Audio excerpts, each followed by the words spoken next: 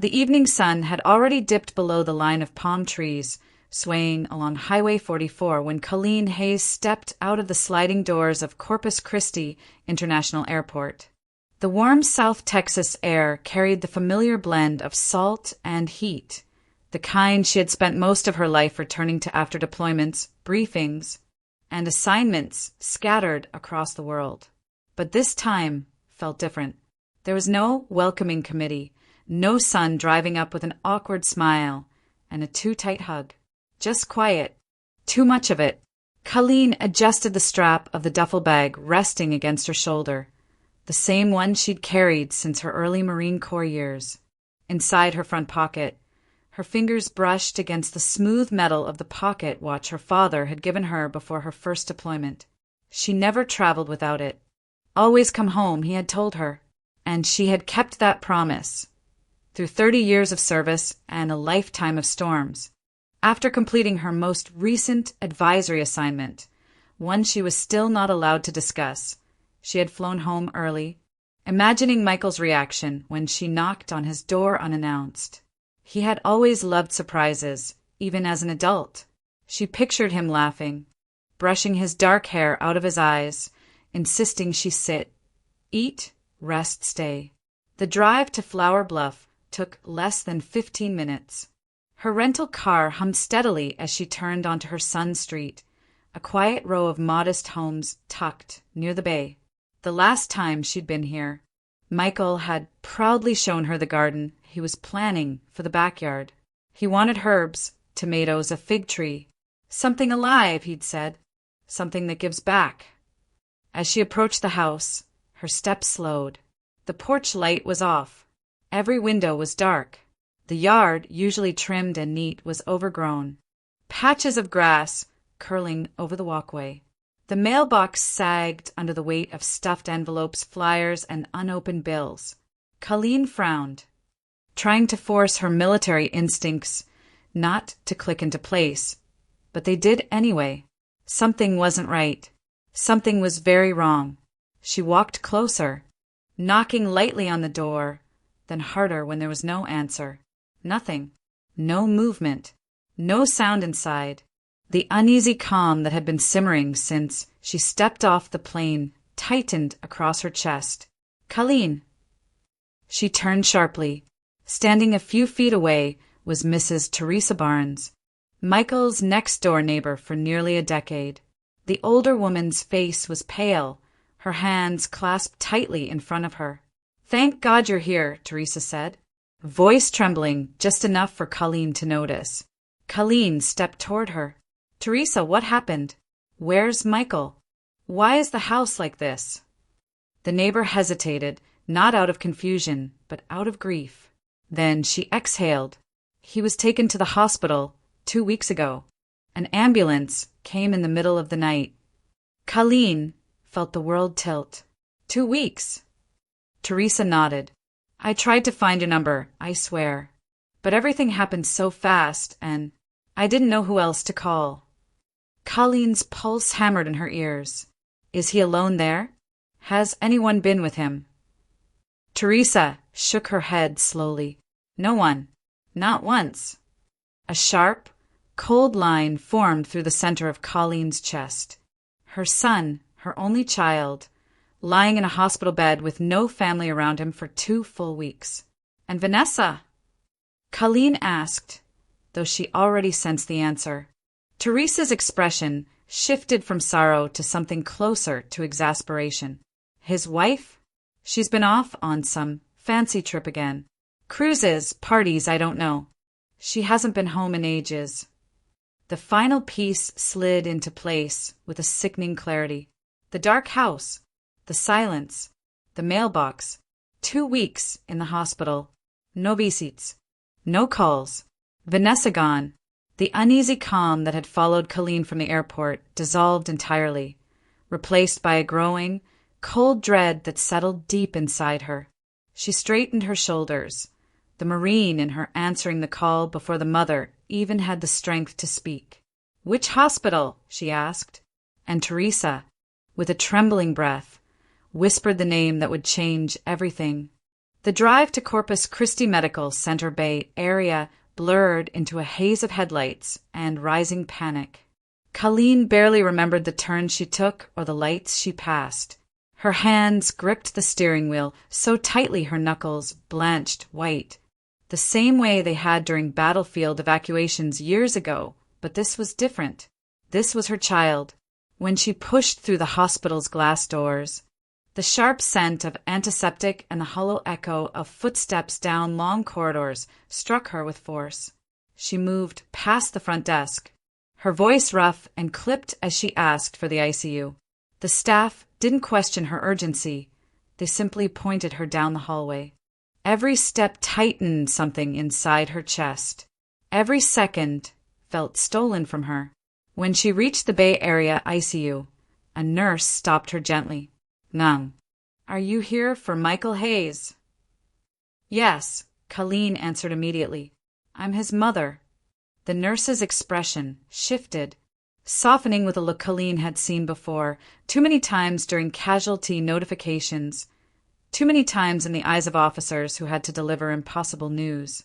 "Follow me," the nurse said quietly. Colleen stepped into the room, and time seemed to fracture. There, on the bed, barely recognizable beneath tangled tubes and the rhythmic hiss of a ventilator, lay Michael, her son, her boy. He was pale, so pale he seemed carved from wax.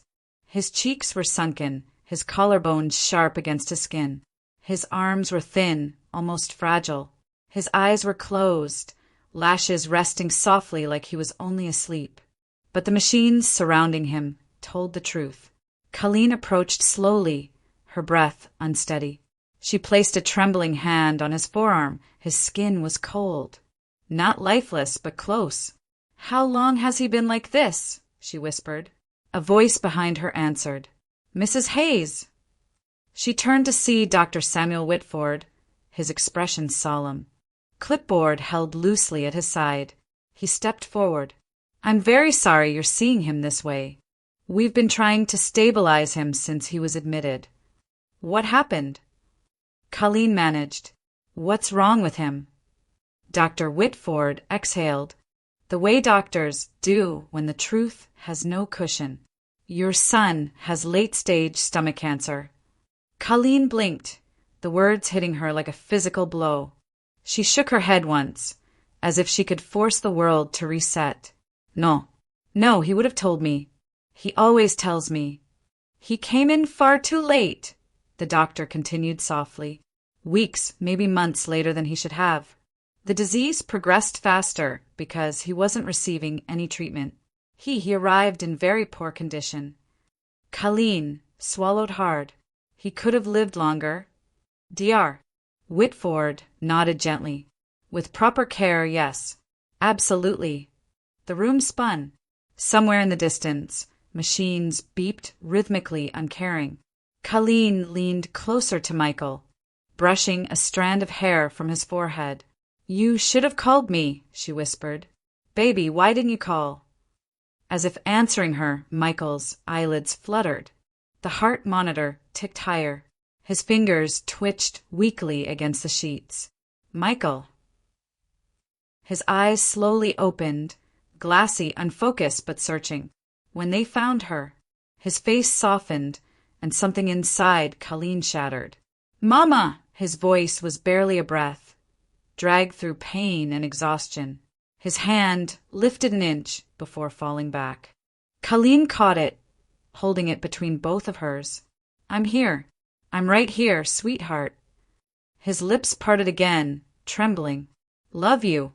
The words barely escaped him. Small, fragile, final. The monitor shrilled. Doctors rushed in. Nurses shouted orders. The ventilator alarm screamed. Colleen was pulled back gently but firmly as the medical team surrounded the bed. She watched helplessly as compressions began, as medications were pushed, as the room filled with desperate urgency. But in her heart she already knew. The moment he said those words, something inside him had let go. After several agonizing minutes, the alarms quieted, the compression stopped, the room fell still. Dr. Whitford lowered his hands, looked at the clock, and then at Colleen with eyes that carried the weight of too many losses. "I'm so sorry," he said softly. "We couldn't save him." Colleen didn't scream. She didn't collapse to the floor. She didn't lash out. She simply stood there, back straight, shoulders trembling. One hand pressed over her mouth, as tears streamed silently down her face. A Marine learns how to endure anything. But nothing had ever prepared her for the moment she lost her child. The ICU room had grown unbearably still. The machines no longer beeped. The staff had stepped out, giving Colleen a moment alone with her son. She rested her hand on Michael's arm, memorizing the shape of it, the warmth fading from his skin, the freckles he'd had since childhood. She forced herself to breathe. Then breathe again. There were calls she had to make, calls no parent should ever have to dial. Her fingers shook as she pulled out her phone, scrolling until she found Vanessa's contact. She hesitated, her thumb hovering over the screen. Part of her wanted to give the woman the benefit of the doubt. Maybe she didn't know how sick Michael had been. Maybe, just maybe, there was some explanation. Colleen pressed call. The line rang once, twice. Then a burst of noise erupted through the speaker. Music, laughter, clinking glasses, the unmistakable soundtrack of a party. "Hello." Vanessa answered, breathless and amused. "Make it quick. I'm kinda in the middle of something." Colleen swallowed the tight, painful knot in her throat. "Vanessa, this is Colleen." A pause. Short, impatient. "Ah. It's about Michael." The background noise didn't change. No shift in tone. No concern. Colleen steadied her voice. "Michael passed away today." There was a beat of silence, just a beat, before Vanessa exhaled sharply, as if annoyed rather than shocked. "Okay, I'm busy right now." Then the line went dead. No questions. No gasp. "No, what happened?" No grief. Just a flat dismissal. Colleen stared at her phone, the screen still glowing in her hand, her own reflection trembling in the glass. For a moment, she wondered if she'd misheard, if shock was twisting things out of shape. But no, Vanessa had hung up on her. The room felt colder now, as if Michael's absence had drained even the air. Colleen lowered the phone slowly, pressing it against her leg to stop her hand from shaking. Behind her, soft footsteps approached. A nurse, the same one who had guided her to Michael earlier, stood hesitantly at the door. "Mrs. Hayes." Colleen looked up, still dazed. "Yes." The nurse's face held a kind of gentle sorrow, the expression of someone who had been keeping a truth to herself until the right moment. "I don't want to intrude," she said quietly, "but in the 2 weeks your son was here, we never saw his wife. Not once." Not once. The words hit harder than she expected. Harder, even, than Vanessa's cold response. Because they revealed not just neglect, but choice. A deliberate, repeated choice to abandon a dying man. Something inside Colleen snapped. Not loudly, not violently, but with a cold precision she hadn't felt since her military days. A clean break, a shift from grief to something sharper. She turned back toward Michael, brushing her hand across his hair one last time. But now, beneath the sorrow, another feeling stirred, quiet, steady and rising. Anger. Not rage, not yet, but the seed of it, and once planted it would not stop growing. The drive back to Flower Bluff felt heavier than the drive to the hospital. The sky had darkened into a deep navy blue, and the streetlights flickered on one by one, casting long shadows across the quiet neighborhood. Colleen parked in front of Michael's house, her chest tightening as she looked at the dark, silent windows. She hadn't wanted to come back here, not tonight, not this soon, but something inside her insisted. A need for answers, a need to understand how her son had slipped away while his life, his home, and his marriage fell into neglect. Colleen unlocked the front door. The smell hit her first. Rot. alcohol, stale air thick with abandonment. She froze in the doorway, staring at a living room that looked nothing like the warm space Michael had once kept tidy. Dirty dishes were stacked across the coffee table. Half-empty bottles of vodka and tequila lay on their sides, some still dripping onto the carpet. On the kitchen counter, rotting food containers buzzed with flies. A mountain of unopened mail, bills, notices, statements lay scattered near the door. Colleen took a step inside, her boots sticking slightly to the floor. She swallowed hard, fighting the wave of nausea and heartbreak rising in her throat. This wasn't the home of a man battling cancer. This was the aftermath of neglect. And Vanessa's absence, Vanessa's coldness, began to take on a sharper shape. Colleen moved through the hallway, turning on lights as she passed. Most of the rooms were untouched since Michael's decline. Bed unmade, clothes piled on chairs, signs of someone slowly losing the strength to keep up with everyday life. But one room stood out. The home office. The overhead lamp flickered as Colleen entered, and her breath caught. Papers were everywhere, receipts, statements, envelopes ripped open and tossed aside. On the desk, a thick folder lay half open. She pulled it toward her and began to sort through the documents one by one. Her pulse pounded harder with each page she turned. Credit card statements showed charges skyrocketing over the last 3 months. A stack of luxury shopping receipts listed names like Louis Vuitton, Gucci, Cartier. Then her eyes landed on the worst one, a $150,000 yacht charter out of South Padre Island, dated less than a month ago. Next to it, a folder of Cartier jewelry invoices, each totaling thousands. All of it, every single charge, came from Michael's accounts that Colleen had been quietly funding for years, transferring money monthly to ensure her son and daughter-in-law had stability. Now she knew exactly what those deposits had been used for. She felt the familiar, rigid chill of Marine Corps discipline slide up her spine, a reaction she had relied on for decades whenever the truth was too painful to face all at once. She exhaled slowly, calming her breath, then reached for her phone. Vanessa needed to answer for this. Colleen hit video call. The screen rang once before flickering to life. Vanessa appeared instantly, sunset blazing behind her, the sound of waves crashing in the distance.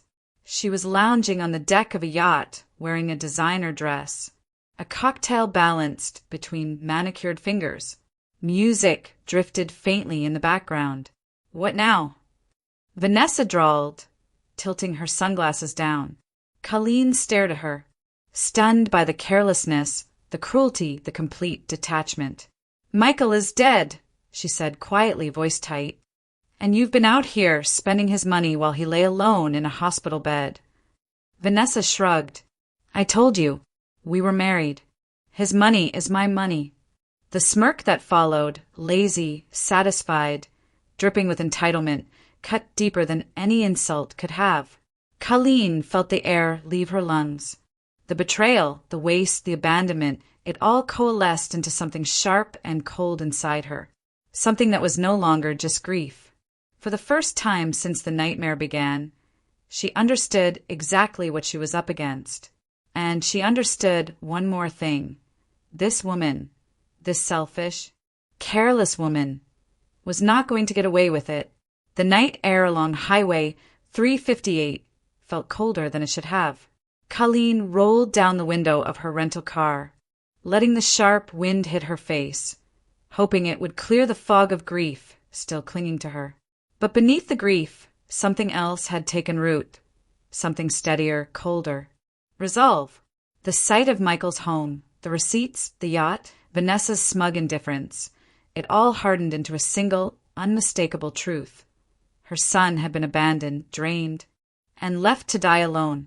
And Colleen Hayes had not spent her entire career as a Marine Corps officer to let that stand. She turned onto the access road leading to Naval Air Station Corpus Christi, the familiar headlights reflecting off the base's front gate. The guard on duty recognized her immediately. The Hayes name had been tied to the installation for decades.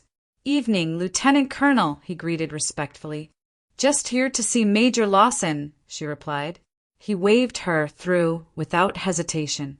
The administrative wing was quiet at this hour, but a single office light was still on Major Patrick Lawson's. Colleen knocked once and pushed the door open. Patrick looked up, surprise flickering across his features before shifting into concern. "Colleen, I wasn't expecting you back so soon. Is everything all right?" "No," she said simply. "I need your help." Patrick stood, motioning for her to sit. "Tell me what's going on." Colleen laid out the truth in short, controlled sentences. Michael's illness, the ICU, the neglect, the spending. Patrick listened in silence, his jaw tightening with each detail. By the time she finished, his expression had shifted into something sharp and unmistakably professional. "Do you still have the military power of attorney Michael signed before his last deployment?" he asked. Colleen pulled the document from her bag. It had lived in her files for years, untouched and almost forgotten. "Right here." "Good," Patrick said. "That gives us the legal authority to access his DFAS accounts and take immediate action." Within minutes, he had logged into the secure system. The screen lit up with a long list of transactions, far longer, far more extravagant than any young couple's spending should be. Patrick shook his head, slowly. "These charges, Colleen, this is blatant misuse. Half these vendors shouldn't even be anywhere near his authorized spending profiles. Can you stop it?" Colleen asked, her voice quiet but unwavering. Patrick didn't hesitate. "Yes, right now." With practiced precision, he initiated a sequence of actions. All DFAS-linked accounts frozen. All credit cards canceled. Fraudulent activity flagged. Outgoing payments suspended. Access restrictions placed on all digital portals. A permanent timestamp appeared on the screen. Financial lockdown effective immediately. The room felt lighter somehow, still heavy with loss, but no longer powerless. As Patrick printed a report of the flagged transactions, Colleen's phone buzzed, then buzzed again, and again. "Vanessa."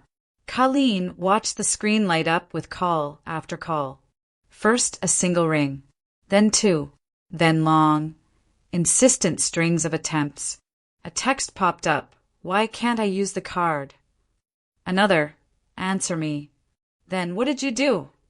The calls kept coming, first confused, then sharp, then laced with growing panic. Patrick arched an eyebrow. "She figured it out, huh?" Colleen locked her phone without answering. She can keep wondering. Because there was no explanation Vanessa deserved. No comfort she had earned. No conversation Colleen was willing to have. For the first time since Michael took his last breath, Colleen straightened her shoulders with purpose, not as a grieving mother, but as the Marine she had been trained to be. This was no longer just loss. This was an operation, and she intended to see it through. The next morning, Colleen returned to Naval Air Station Corpus Christi with barely 3 hours of sleep behind her. The exhaustion didn't matter. She had entered a different phase now, one she knew well from her years in uniform. When an operation began, grief was set aside. Focus took over. Major Patrick Lawson was already at his desk when she walked in, coffee in hand, multiple screens open, and a folder thick with printouts waiting for her. He gave a quick nod, professional, steady, the kind of greeting that meant we have work to do. "Ready?" he asked. Colleen sat across from him. "Show me everything." Patrick tapped a key, and the transaction report expanded across the main monitor. The numbers, dates, and merchant names filled row upon row, longer than any responsible household could justify. "This is the last 3 months of activity," he said. "Let's take it piece by piece." They began scrolling. First came the yacht charters, not just one, but 3, each costing tens of thousands of dollars. Vanessa had been partying along the Gulf Coast, while Michael was growing weaker by the day. Next were the spa weekends, luxury packages at resorts in South Padre Island, Houston, and even a high-end wellness retreat near Austin. Then the restaurant charges appeared, $900 dinners, $700 brunches, $1,200 wine tastings. Patterns emerged every weekend, every holiday, every excuse to spend freely. Designer boutiques filled the list next. Gucci, Cartier, Louis Vuitton, receipts that cost more than Michael's monthly paycheck. Colleen stared at the screen, the numbers blurring, not from confusion, but from rising fury. These weren't the expenses of a couple building a life. They were the purchases of someone living off another person's decline. Patrick printed a stack of flagged transactions and handed them to her. There's more. They moved to the next folder, email records. Patrick had retrieved them from Michael's backup drive, which synced automatically to one of his accounts.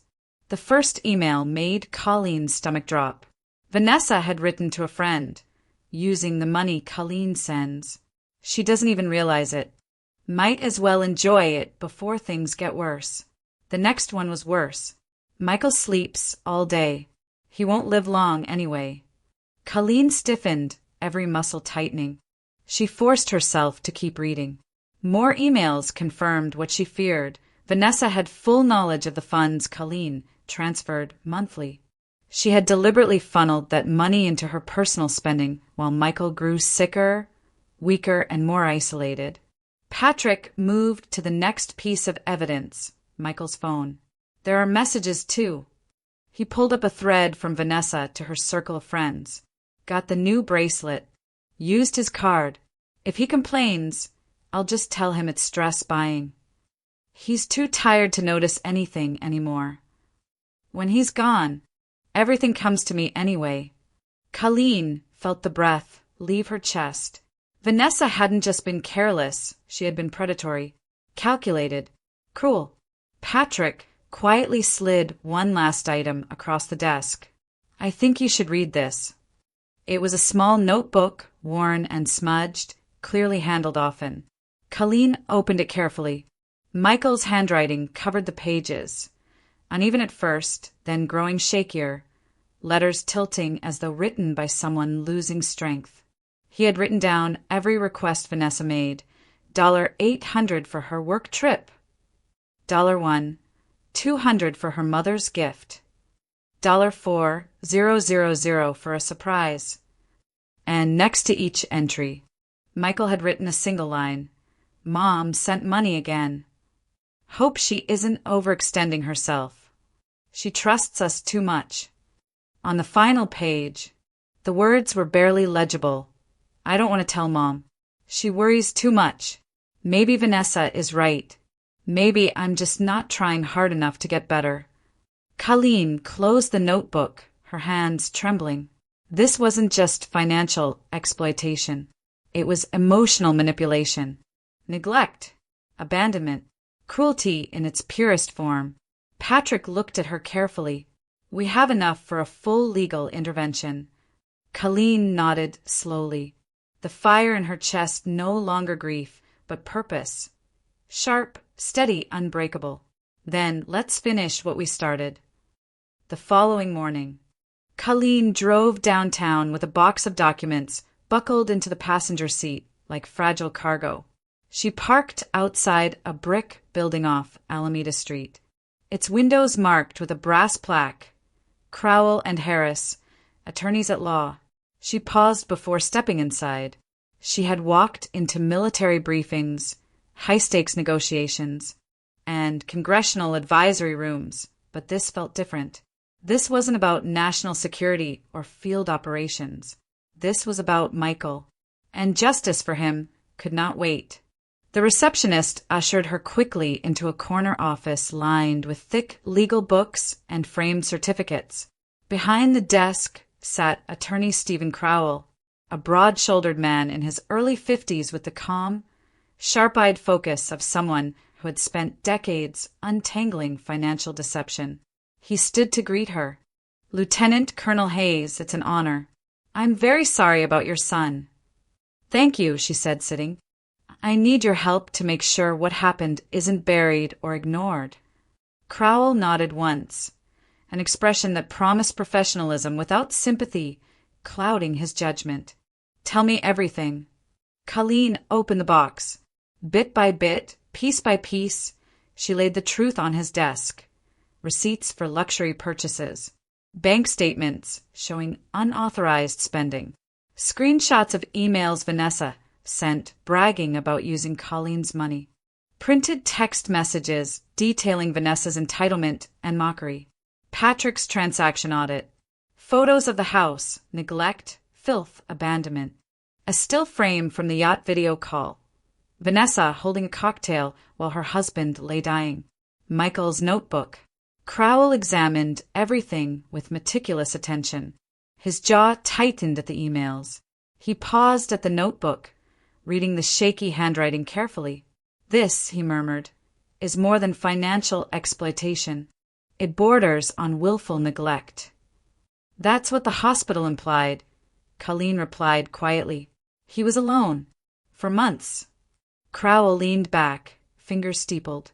We're dealing with marital assets in the state of Texas. Normally, surviving spouses have broad protections. But when there's evidence of intentional misconduct, especially financial abuse or neglect, we can file emergency motions to block the spouse from draining what's left. He pulled out a legal pad. Here's what I'm preparing. Colleen listened as he outlined everything with military precision. 1. Emergency freeze of marital assets. To prevent Vanessa from transferring or spending another cent, we'll use the DFAS freeze as supporting evidence of misuse. 2. Petition for a temporary estate administrator. Someone neutral, someone not Vanessa, to control everything belonging to Michael's estate until the investigation is concluded. 3. Presentation of Vanessa's intentional neglect. We will include every email, every receipt, every medical note, and Michael's worsening physical state. Her absence during his hospitalization will be a key point. Judges take medical neglect very seriously, especially when it directly contributes to loss of life. Colleen exhaled slowly, tension coiling inside her. How soon can this be filed? Crowell tapped the notebook. I'm filing today. Given the evidence and the urgency, the court will likely treat this as an emergency matter. He stood, walked to a nearby printer, and gathered several prepared forms. The district court typically responds within 72 hours for cases involving potential asset dissipation. You'll need to be available to testify. I will be, Colleen said. Her voice was steady, not loud, not emotional, simply certain. Moments later, Crowell's assistant entered with a stack of documents requiring signatures. Colleen signed each page with controlled precision, her handwriting firm despite the tremor of anger still pulsing through her. When they finished, Crowell handed her a copy of the initial filing packet. Lieutenant Colonel Hayes, you've brought overwhelming evidence. The court will not ignore this. Colleen nodded, gathering her things. Good, because my son deserved better than what he got. Crowell walked her to the door. Expect the hearing notice within 3 days, he said. This is moving forward. Fast. Just like in the original story, the timeline was set 72 hours until Vanessa would be forced to face everything she had done. 3 days later, the humid Corpus Christi morning clung to Colleen's skin as she approached the Nueces County Courthouse. The building rose with solemn authority, its tall concrete facade standing stark against the pale sky. Colleen stepped through the courthouse doors wearing her Marine Corps dress uniform, polished shoes, ribbons perfectly aligned, silver eagle insignia gleaming on her collar. She hadn't worn the uniform since her retirement ceremony. Today, it wasn't a symbol of rank. It was armor. People in the hallway looked up as she passed, eyes lingering not just on the uniform, but on the calm, unshakable presence of a woman who had come prepared for truth. Attorney Crowell, met her outside courtroom, 3C. "You ready?" he asked quietly. Colleen nodded. "Let's bring the truth into the light." Inside, the courtroom buzzed with low murmurs. Vanessa was already seated at the respondents' table. She wore a tight black dress and sunglasses, the kind of outfit meant to garner sympathy, though the effect fell flat.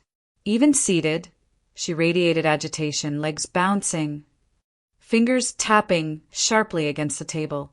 When she removed her sunglasses and saw Colleen in uniform, her face twisted, not with remorse, but with irritation. The bailiff called the court to order. Judge Anderson, known for his no-nonsense approach to family and estate cases, took the bench. Case number 22 to 1478, the clerk announced. Hayes versus Vanessa Hayes regarding emergency asset protection and temporary estate administration. The hearing began. Crowell stood. "Your Honor, we are here today because the surviving spouse engaged in severe financial misconduct, intentional neglect, and misuse of funds belonging to the deceased. Michael Hayes." He presented the evidence one section at a time, in a sequence mirroring the original chain of revelations. 1. Michael's medical timeline. Dr. Samuel Whitford testified first. He stood beside the witness stand, calm but visibly angered by what he had witnessed. Mr. Hayes arrived at the ICU far too late. Had he received timely medical care, consistent monitoring, adequate nutrition, and early diagnosis, he could have extended his life by several months, perhaps longer. Crowell pressed gently. Did his wife ever visit? Dr. Whitford's voice hardened. Not once. A ripple of disapproval swept through the gallery. Vanessa shifted, swallowing hard, though no sincerity crossed her face. 2. Vanessa's lavish expenditures. Crowell displayed enlarged statements, luxury shopping receipts, yacht charters, spa retreats, gourmet restaurant bills. Every dollar traced back to Michael's accounts. "Your Honor," he said, "these expenses correlate directly with deposits Lieutenant Colonel Hayes made for Michael's support." Colleen sat still, expression controlled, but her hands were folded tightly, knuckles white. 3. Absence and abuse. Photos of Michael's deteriorated condition were introduced next. Time-stamped medical images showing severe weight loss. The courtroom fell silent. Crowell continued. These images align with periods when Mrs. Hayes spent tens of thousands of dollars on personal entertainment. Vanessa let out an exaggerated sniffle. I was overwhelmed," she whispered, attempting tears that never fully formed. Crowell didn't pause. "We also have digital proof of her indifference." 4. Digital proof of mockery. Emails and text messages appeared on the display screen, using Colleen's money again. "He won't live long anyway. Everything comes to me when he dies." A collective gasp stirred across the room. The judge leaned forward. "Mrs. Hayes, do you deny writing these?" Vanessa's face tightened. "People say things when they're stressed. Answer the question." The judge snapped. "No," she muttered. 5. Vanessa breaks. When cross-examined, Vanessa's performance fell apart. The fake tears vanished. Her tone sharpened. She raised her voice. "This is a setup. He was sick. What was I supposed to do? Stop living my life?" Crowell's eyebrows lifted. "Your Honor, I believe that statement speaks for itself." The judge's face hardened. "Mrs. Hayes, sit down." Vanessa slammed into her seat, arms crossed, jaw clenched. Crowell presented Michael's notebook last. Judge Anderson read the final page twice, then slowly removed his glasses. A heavy silence settled. This court has seen enough. Everyone straightened, ruling. Given the overwhelming evidence of financial exploitation, intentional neglect, and misuse of marital assets, it is the judgment of this court that 1. All marital and estate assets will remain frozen. 2. Mrs. Vanessa Hayes is hereby removed from all financial decision-making authority, effective immediately. 3. Lieutenant Colonel Colleen Hayes is granted temporary administrative authority over Michael Hayes' estate. 4. A restraining order is issued against Mrs. Hayes, prohibiting her from contacting or approaching Lieutenant Colonel Hayes in any capacity. This is the ruling of the court. The gavel struck. Vanessa erupted. This is insane. She's turning everyone against me. That money is mine. Do you hear me? Mine. Her voice rose until it echoed off the walls.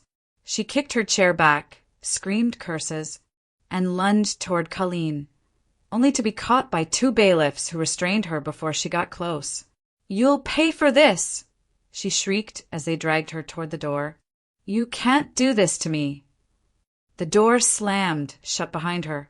The courtroom finally exhaled. Colleen didn't flinch, didn't move, didn't celebrate. She simply sat still, eyes closed for a moment, letting the ruling settle into her bones. Justice hadn't finished yet, but for the first time since learning of her son's death, she felt the ground steady beneath her feet. The weeks following the hearing unfolded in a haze of paperwork, legal confirmations, and long, quiet evenings alone in Colleen's temporary rental. Grief didn't hit her in waves. It lived in her, a steady, persistent ache lodged beneath her breastbone. Some mornings she woke thinking she needed to call Michael, to check on him, to hear his voice. Then the memory struck again, sharp and unforgiving. But even in grief, Colleen had always moved with purpose. The Marine in her understood that standing still invited collapse. So she worked, not to forget. Nothing could erase her son from her life, but to honor him.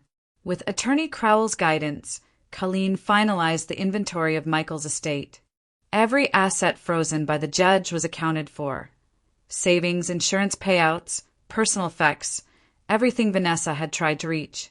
But Colleen felt no satisfaction as she reviewed the documents. What she felt was emptiness, the kind that comes after justice, when the person you wanted to save is still gone.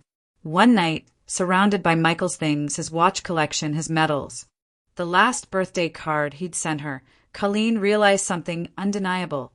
Justice wasn't enough. Something had to grow from all this. Something Michael would have been proud of. And so, with the same steady determination she once brought to intelligence briefings, Colleen created the Michael Hayes Fund, a nonprofit dedicated to supporting cancer patients who had been abandoned, neglected, or left without adequate care. She knew exactly what it meant for someone to be alone in a hospital room. Her son had died alone. She wouldn't let that happen to anyone else. The fund started small. Just Colleen, a retired Marine with a mission. She reached out to hospitals across South Texas, offering sponsorships for patients who needed emotional support, financial aid, or basic necessities. She filed all necessary paperwork, attended meetings, and partnered with medical social workers who knew exactly which patients needed help the most. It was during one of these routine visits to South Texas Children's Hospital that Colleen's life shifted again. Quietly, unexpectedly, profoundly. She had come to deliver care packages for pediatric patients, blankets, stuffed animals, notebooks. She didn't expect anyone to latch onto her. But then she met Ethan Rivera, an 8-year-old boy with dark curls, thin arms, and eyes too big for his exhausted face. His chart read, leukemia stage 2, guardianship none, emergency foster placement pending. A nurse whispered, he doesn't have anyone. His mom's been gone for months. His dad not in the picture. We try our best. But he notices when no one comes to visit. Colleen's chest tightened. Ethan sat on his bed, legs dangling, looking up with a hopeful caution that pierced straight through her. When Colleen approached, he didn't shy away. He lifted his arms slightly, like a child testing whether someone might hug him. She knelt beside him. Suadfart. I'm Colleen. He studied her uniform jacket, her ribbons. Are you important? She smiled softly. Not really, but I'm here for you. That was all it took. Ethan leaned forward and hugged her, lightly at first, then with a sudden urgency, as though he was clinging to the first stable thing he had felt in months. Colleen held him, steadying him as his small body trembled. I just want a family, he whispered into her shoulder. It was not a dramatic plea, not a scene from a movie, just the quiet truth of a child who had been left behind. Colleen closed her eyes, feeling Michael in that moment, his loneliness, his silent suffering, the way he had tried not to burden her even as he was dying. She couldn't save her son, but she could save someone, within hours. She had spoken to social workers, doctors, and administrators. Using the authority of her new nonprofit, she sponsored Ethan's full medical care. She became his primary support contact, the person they would call for every appointment, every update, every emergency. When she returned to his room to tell him she would be there from now on, Ethan reached for her hand without hesitation.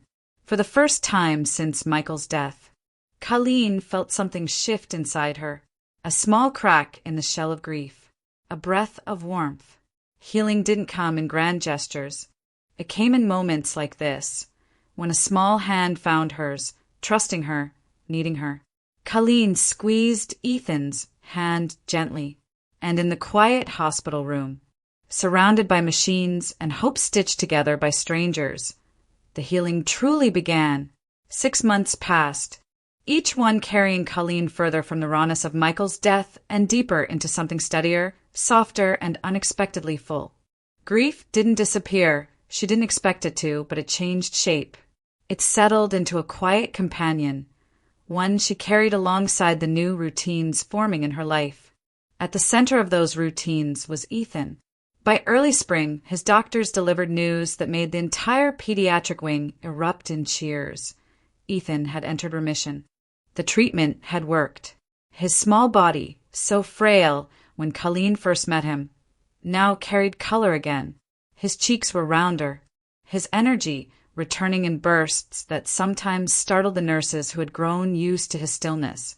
But the medical victory wasn't the only milestone.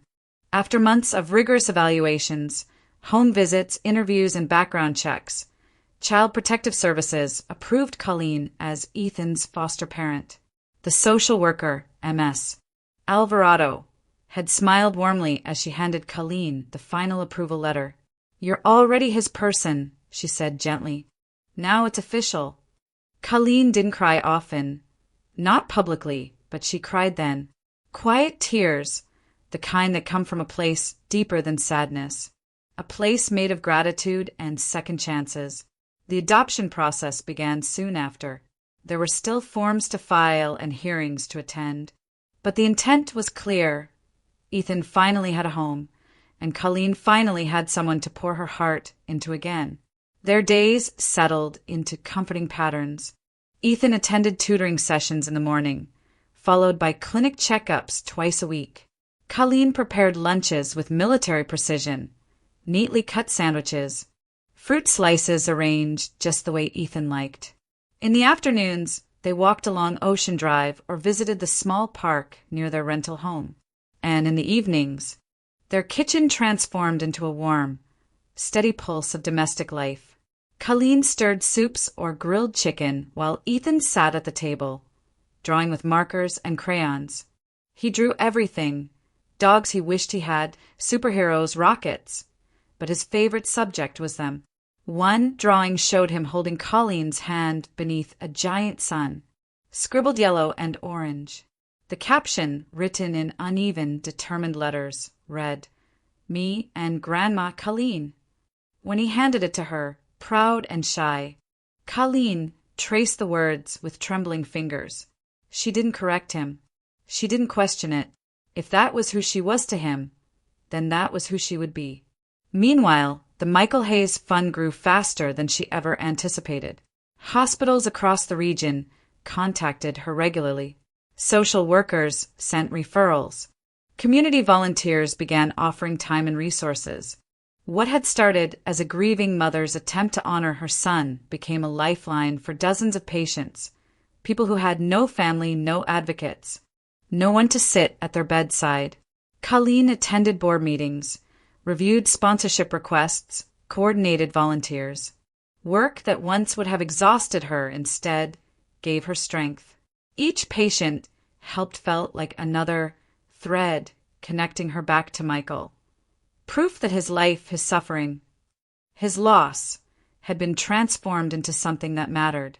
One warm, breezy afternoon, Colleen took Ethan with her to visit Michael's grave. The cemetery was quiet, the sun casting soft light across the stones. Ethan placed a small drawing on the grave, two figures standing beneath the same giant sun. Colleen knelt, touched the stone, and whispered, "Your legacy is alive, sweetheart. I promise you'll never be forgotten." There was no audience for her words, no drama, just truth spoken into the gentle wind off the Gulf. As they left the cemetery, Ethan slipped his hand into hers, instinctively, naturally. Colleen looked down and smiled, feeling a calm she hadn't known in years. Later that evening, they walked along the Corpus Christi shore, waves brushing softly against the sand. Ethan skipped over shells, pointing out each one as if discovering treasure.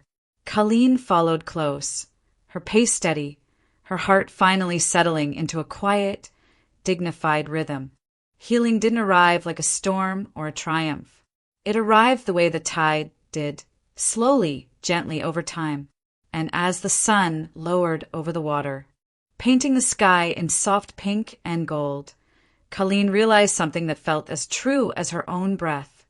From loss, she had built a life.